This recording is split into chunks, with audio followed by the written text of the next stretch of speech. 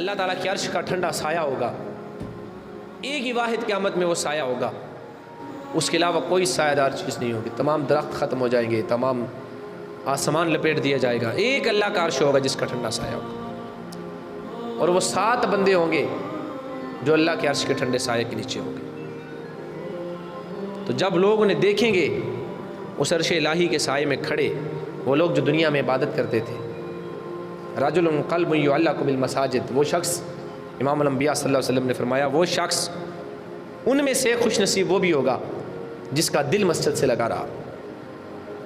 جو دنیا میں مسجد سے محبت کرتا رہا، مسجد میں جس کا دل لٹکا رہا،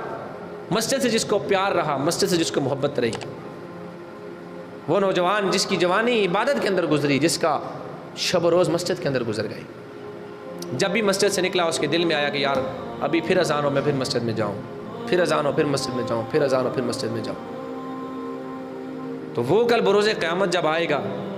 جس نے نماز پنجگانہ کی پابندی کی ہوگی، دنیا میں مسجدوں کو آباد کیا ہوگا، جب آئے گا تو فرشتے اسے اعلان کریں گے کون ہے وہ بندہ جو دنیا میں مسجدوں سے محبت کرتا تھا، آج اس گرمی کو بھول جاؤ، اور آج اس تپش کو، اس لو کو بھول جاؤ، آؤ آج اللہ نے تمہارے لیے عرش کا ٹھنڈا سایہ تیار کیا ہے، آ جاؤ۔ ڈھونڈ رہے ہوں گے فرشتے انہیں پکڑ پکڑ کر، ہر شخص اپنے پسینے میں سر سے پاؤں تک ڈوبا ہوگا،